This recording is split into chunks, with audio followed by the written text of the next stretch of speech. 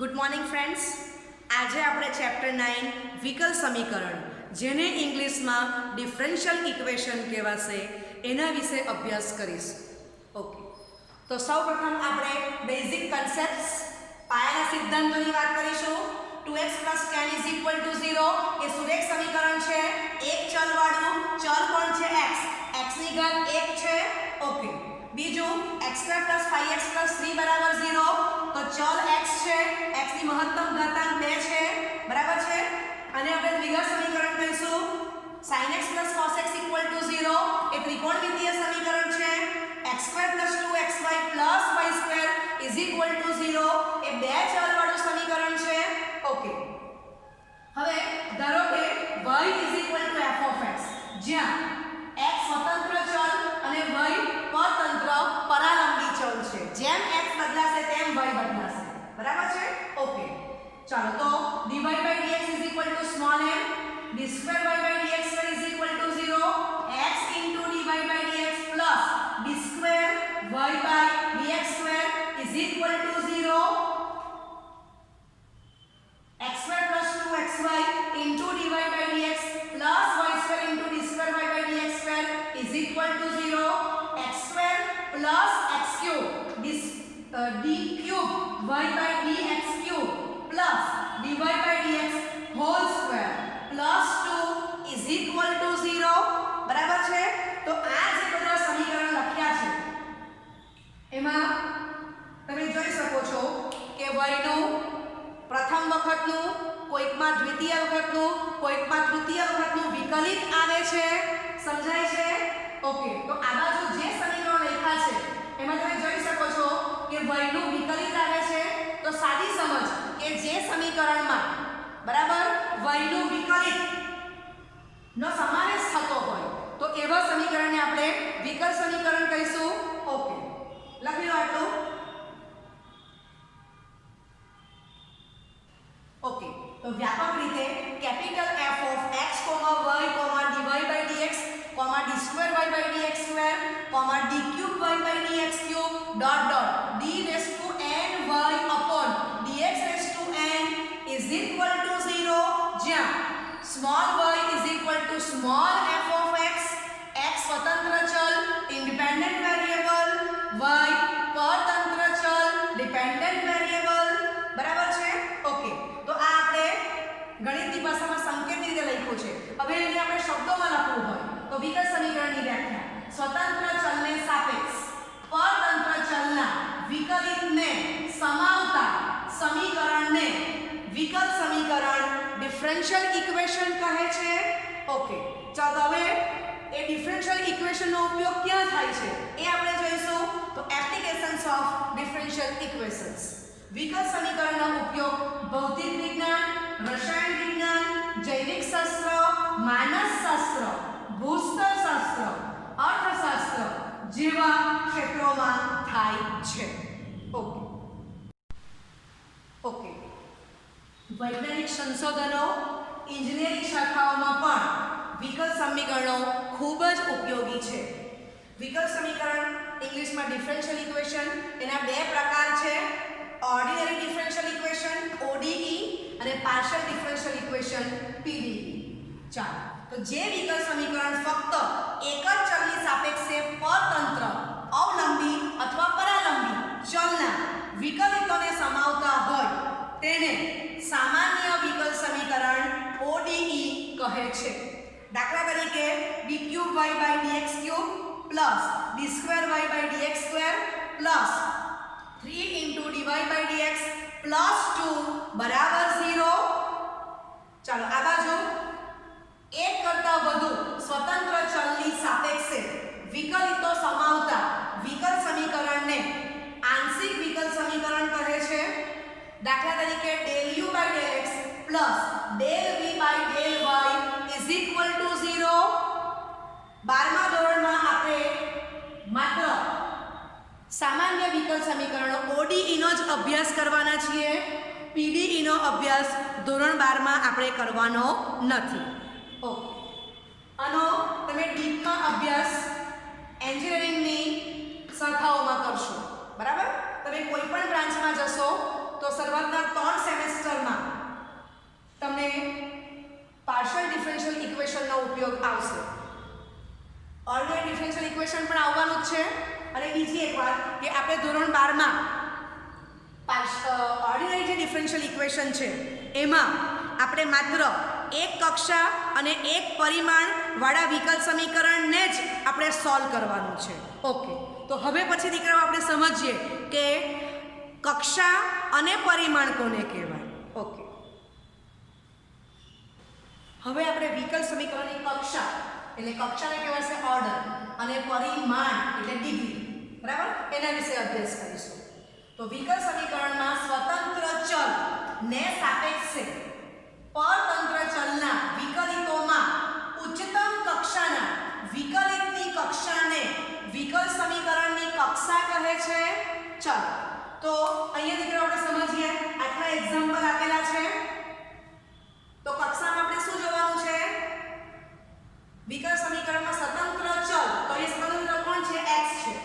x ને સાપેક્ષે પરતંત્ર ચલ y ના વિકલિતોમાં ઉચ્ચતમ કક્ષાના વિકલિતની કક્ષાને વિકલ સમીકરણની કક્ષા કહે છે. એટલે કે હાઈએસ્ટ y નું કેટલી વાર ડિફરન્શિએશન થયેલું છે એ આપણે જોવાનું છે. ઓકે, તો અહીંયા જો dy/dx - cos x બરાબર 0. ચાલો, તો એમાં આપણે કક્ષા લખીશું. તો કક્ષા તો એક વારનું વિકલન થયેલું છે એટલે કક્ષા બરાબર 1 થશે. ચાલો, બીજું y triple dash plus y square plus e raise to y dash is equal to 0. That is d cube y by dx cube plus y square plus e raise to dy by dx is equal to 0 છે. Okay, તો અહીંયા તમે જોઈ શકો છો કે highest કેટલી વાર વિકલન થાય છે? 3 વખત. તો કક્ષા ઇઝ ઇક્વલ ટુ 3. સમજાય છે? ઓકે, ત્રીજું x y into d square y by dx square plus x into dy by dx whole square minus y into dy by dx is equal to 0. ચાલો, તો અહીંયા કેટલી વાર હાઈએસ્ટ વિકલન થાય છે? 2 વખત. તો અહીંયા કક્ષા બરાબર 2 થશે. સમજાય છે? ઓકે, ચલો, પહેલામાં આપણે આ જોયું છે, બીજામાં બરાબર આ જોઈ લેવાનું છે. અહીંયા આપણે આને વાંચી શકીએ d રેઝ ટુ 1 આમ, બરાબર છે? ઓકે, એટલે ત્રીજામાં તમે જો કે d સ્ક્વેર આ સ્ટેપ જોયું છે આ પદ. Okay, d square y by dx square, right? Okay, ચાલો, બીજા બે દાખલા એક્સ્ટ્રા આપેલા છે. d square y by dx square plus e raise to dy by dx બરાબર 0. ચાલો, તો હાઈએસ્ટ કેટલી વાર વિકલન થાય છે? આ પદમાં જો તો 2 વખત થાય છે, બરાબર? ઓકે, માટે કક્ષા ઇઝ ઇક્વલ ટુ 2. બીજો દાખલો વાંચીએ. d square y by dx square plus 2 into log of dy by dx is equal to 0. તો અહીંયા પણ તમે જોઈ શકો છો કે હાઈએસ્ટ 2 વખત વિકલન થયું છે. તો કક્ષા ઇઝ ઇક્વલ ટુ 2 થશે. બરાબર છે? ઓકે, લખી લો આટલું. વિકલ સમીકરણની કક્ષાને ઓર્ડર કહેવાશે અને પરિમાણ એટલે ડિગ્રી. વિકલ સમીકરણમાં સ્વતંત્ર ચલને સાપેક્ષ ચલના વિકલિતોમાં ઉચ્ચતમ કક્ષાના વિકલિતની કક્ષાને વિકલ સમીકરણની કક્ષા બ્રેકેટમાં ઓર્ડર કહે છે. ચલો, અહીંયા 5 દાખલાઓ છે. ઉદાહરણ 1 ના 3 દાખલા છે, 2 દાખલા એક્સ્ટ્રા છે. વાંચો. dy by dx minus cos x બરાબર 0. તો આમાં શું કે હાઈએસ્ટ કેટલી વખત વિકલન થયેલું છે? 1 વખત.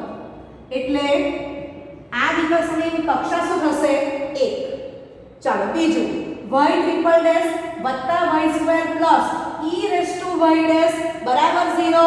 That is d cube y by dx cube plus y e raise to dy by dx બરાબર 0.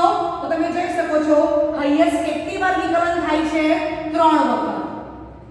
માટે આ વિકલ સમીકરણની કક્ષા શું થશે? 3. ચાલો, ત્રીજો દાખલો.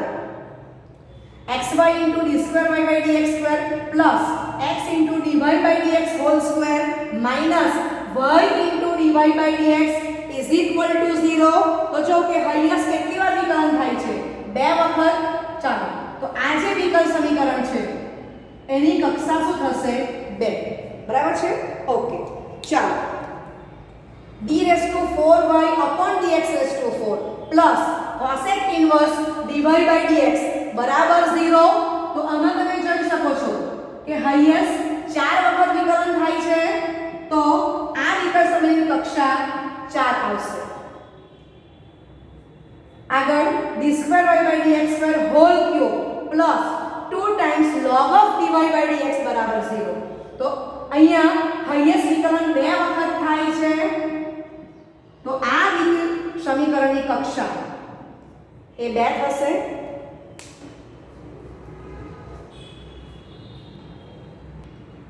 ચાલો હવે બીજું, જો વિકલ સમીકરણ વિકલિતોની બહુપદી સ્વરૂપે આપેલ હોય તો એ વિકલ સમીકરણમાં આવતા ઉચ્ચતમ કક્ષાના વિકલિતના ઉચ્ચતમ બ્રેકેટમાં મહત્તમ ઘાતાંક ને વિકલ સમીકરણનું પરિમાણ ડિગ્રી કહે છે, જ્યાં ઘાતાંક ધન પૂર્ણાંક જ હોય.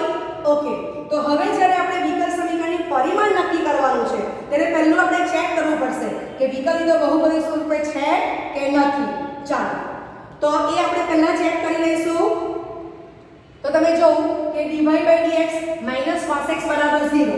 તો એ વિકલિતો બહુપદી સ્વરૂપે છે એટલે હું રાઈટ ટિક કરું છું. બરાબર છે? ઓકે. ચાલો તો હાઈએસ્ટ જેટલી વાર વિકલન થયું છે એ પદ જોવાનું, એની મહત્તમ ઘાતાંક કોણ છે? 1. બરાબર? એટલે પરિમાણ 1 થશે. ઓકે. બીજું d3y by dx3 plus y2 plus e raised to dy by dx બરાબર 0.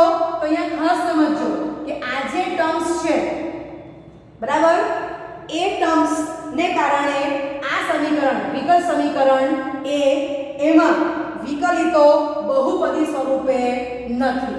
બરાબર? જ્યાં વિકલિતો બહુપદી સ્વરૂપે આપેલું નથી ત્યાં પરિમાણ અવ્યાખ્યાયિત થશે. પરિમાણ અવ્યાખ્યાયિત છે. ચાલો ત્રીજું જોઈ લેવું. xy into d2y by dx2 plus x into dy by dx whole square minus y into dy by dx બરાબર 0. તો હાઈએસ્ટ અહીંયા 2 વખત વિકલન થયું છે એ ટર્મ્સ જોઈશું. ઓકે. તો એની ઘાતાંક 1 વંચાશે માટે પહેલું આપણે ટીક કરશું કે વિકલિતો બહુપદી સ્વરૂપે છે. ઓકે. તો પરિમાણ થશે 1. આગળ d4y dx4 plus cosec inverse dy by dx બરાબર 0. તો અહીંયા પણ દીકરાઓ આ ટર્મ્સ એવી છે કે જેને કારણે વિકલિતો બહુપદી સ્વરૂપે આપેલું નથી. કેન્સલ. ચાલો માટે પરિમાણ અવ્યાખ્યાયિત છે. આગળ d2y by dx2 whole cube plus 2 times log of dy by dx is equal to 0. Okay. તો અહીંયા પણ તમે જોઈ શકો છો કે આ જે ટર્મ્સ આપી છે, બરાબર, એને કારણે વિકલિતો બહુપદી સ્વરૂપે નથી. ચાલો માટે અહીંયા પણ પરિમાણ અવ્યાખ્યાયિત થશે.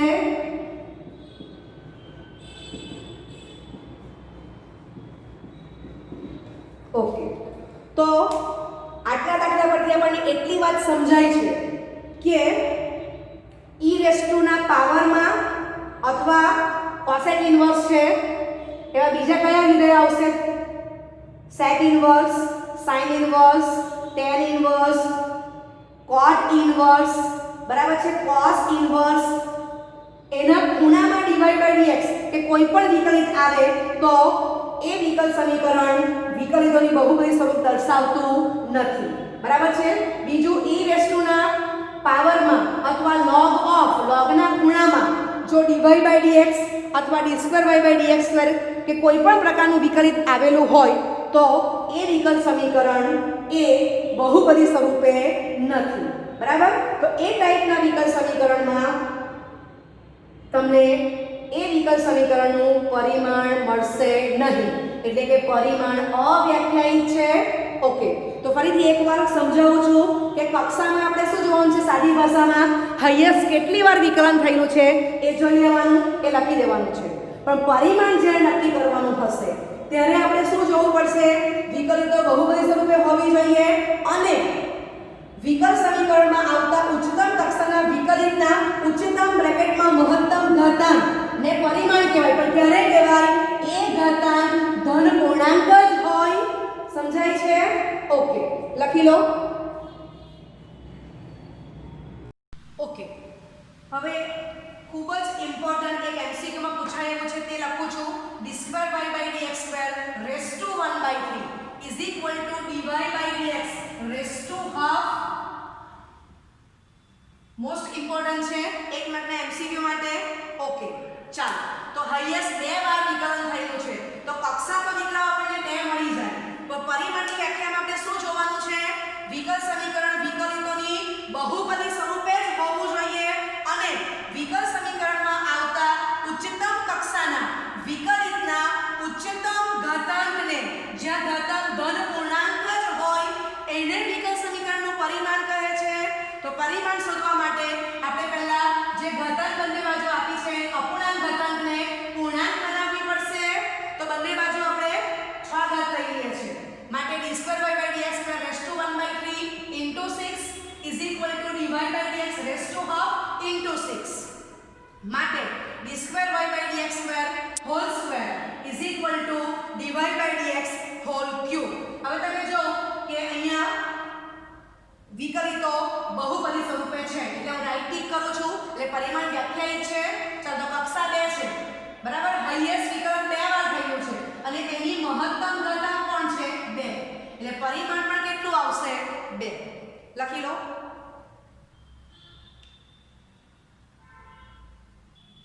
બરાબર, એટલે શું યાદ રાખશું કે વિકલિતોની ઘાતાંક અપૂર્ણાંક હોય તો એને આપણે પહેલા પૂર્ણાંક બનાવવી પડશે. બરાબર, પૂર્ણાંક કેવો હોવો જોઈએ, ધન પૂર્ણાંક. એ ખાસ યાદ રાખવાનું છે. ઓકે, બીજે એક આપણે લઉં છું d3y/dx³ whole raise to half is equal to dy/dx whole raise to 3. ચાલો, તો આ દાખલામાં એક જ બાજુ અપૂર્ણાંક ઘાત આપેલી છે. ઓકે, આટલું આપ્યું હોય તો પણ આના પરથી આપણને કક્ષા તો મળી જશે. તો હાઈએસ્ટ કેટલી વાર વિકલન થયું છે, 3 વખત. બરાબર છે? ઓકે, તો કક્ષા 3 થઈ ગઈ. પણ પરિમાણ માટે આપણે શું જોવાનું છે, તો વિકલ સમીકરણમાં વિકલિતો બહુપદી સ્વરૂપે હોવી જોઈએ અને ઘાતાંક અપૂર્ણાંક હોય તો એને પૂર્ણાંક બનાવવો પડશે તો જ એનું પરિમાણ નક્કી કરી શકીશું. તો બંને બાજુ આપણે વર્ગ લઈ લઈએ છીએ એટલે d3y/dx³ is equal to dy/dx raise to 6 થઈ જશે. બંને બાજુ વર્ગ લઈશું એટલે સમજાય છે? ઓકે, ચાલો, તો હવે તમે જોઈ શકો છો કે આ જે તમને મળે છે એમાં ઘાતાંક તમારી જે અપૂર્ણાંક હતી બરાબર છે એ પૂર્ણાંક 1 થઈ ગઈ છે. 1/2 એટલે 1 આવી ગયા છે. આપણે શું કર્યું, બંને બાજુ વર્ગ લીધેલો છે. ચાલો, હવે મહત્તમ વિકલન 3 વાર થઈ છે, કક્ષા 3 આવી ગઈ. તો પરિમાણ માટે તમે જો કે આ બહુપદી સ્વરૂપે પણ વિકલિતો છે અને ઘાતાંક પણ પૂર્ણાંક થઈ ગઈ છે. તો આનું પરિમાણ તો કેટલું આવશે, 1. બરાબર છે? આ જોવાનું છે. ઓકે, લખી લો. એટલે આપણે ત્રીજો મુદ્દો યાદ રાખવાનો છે.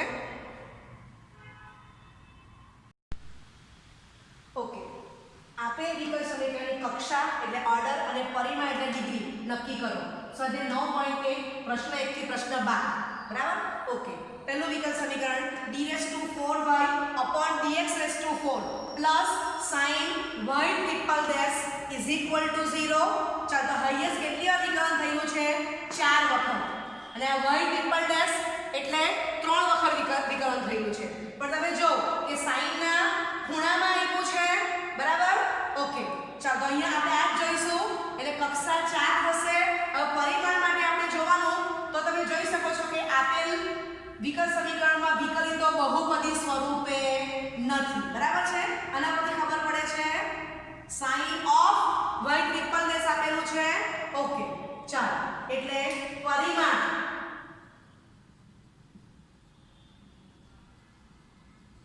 અવ્યાખ્યાયિત છે. બીજું y' પ્લસ 5y = 0 એક જ વાર વિકલન થયેલું છે. કક્ષા 1 છે. વિકલિત બહુપદી સ્વરૂપે છે. બરાબર. y' એટલે રેસ ટુ શું વંચાય 1 એટલે પરિમાણ 1 થશે. ત્રીજું ds by dt whole raised to 4 plus 3s into d square s by dt square whole raised to 1 બરાબર 0. તો અહીંયા હાઈએસ્ટ બે વખત વિકલન થયેલું છે તો કક્ષા 2 આવશે. બહુપદી સ્વરૂપે વિકલિતો આપેલા છે. પરિમાણ મળશે. ચાલો તો હાઈએસ્ટ બે વાર વિકલન થયેલું છે. બરાબર. તો d square s by dt square એની ઘાતાંક એ કોણ છે 1 જે પરિમાણ થશે. ચોથું d square y by dx square plus cos of dy by dx is equal to 0. Highest બે વાર વિકલન થયેલું છે. કક્ષા 2 આવશે. વિકલિતો બહુપદી સ્વરૂપે નથી. cos of dy by dx છે એટલે આ વિકલિતો બહુપદી સ્વરૂપે નથી. ચાલો એટલે ખબર પડે કે પરિમાણ કેવું આવશે તો કે અવ્યાખ્યાયિત.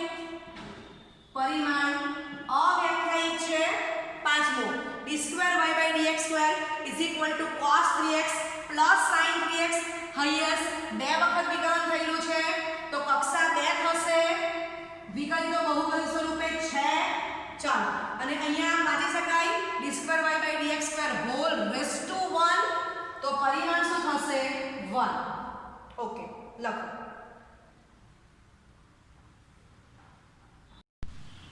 ઓકે 9.1 નો છઠ્ઠો question y triple dash whole square plus y double dash whole cube plus y dash whole raised to 4 plus y raised to 5 બરાબર 0. તો તમે જોઈ શકો છો કે હાઈએસ્ટ 3 વાર વિકલન થયેલું છે તો કક્ષા 3 થશે.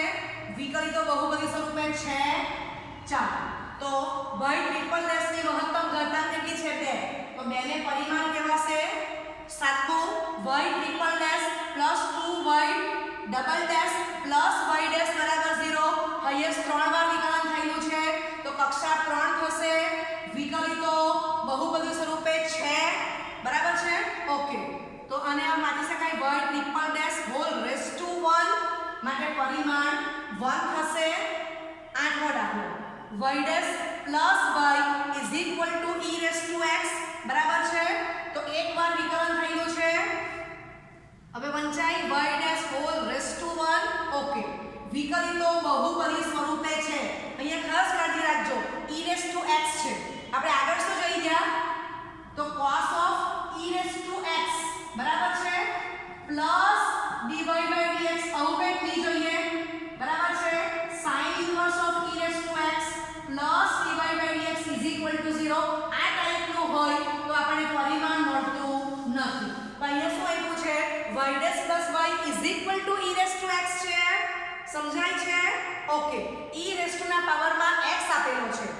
e રેઝ ટુ ના પાવરમાં જો dy by dx આપેલો હોતે તો આ દાખલા માટે પરિમાણ અવ્યાખ્યાયિત થતે કારણ કે e raise to dy by dx બરાબર હોય તો અહીંયા શું આપેલું છે e રેઝ ટુ x જ છે એટલે વિકલ્પ બહુપદી સ્વરૂપે છે જ.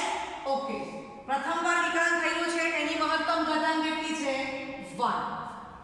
નવમો દાખલો y double dash plus y dash whole square plus 2y is equal to 0 મહત્તમ 2 વાર વિકલન થયેલું છે તો કક્ષા 2 થશે.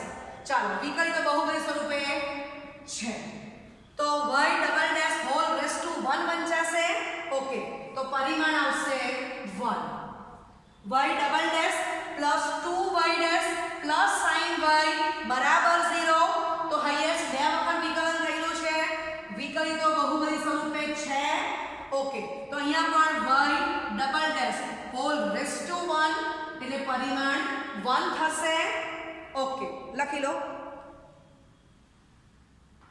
ઓકે પ્રશ્ન 11 અને પ્રશ્ન 12 એમસીક્યુ સ્વરૂપે પૂછેલો છે. d square y by dx square whole cube plus dy by dx whole square plus sin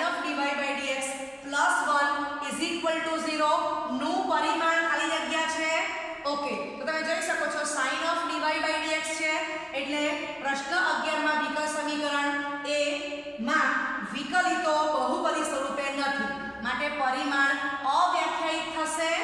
option D તમારો આન્સર થઈ જશે. પ્રશ્ન 12 2x² * d2y/dx² -3 * dy/dx y = 0 ની કક્ષા ખાલી જગ્યા છે તો હાઈએસ્ટ 2 વાર વિકલન થયેલું છે તો કક્ષા કેટલી આવી જશે 2. બરાબર. તો ઓપ્શન કેપિટલ A તમારો આન્સર થશે.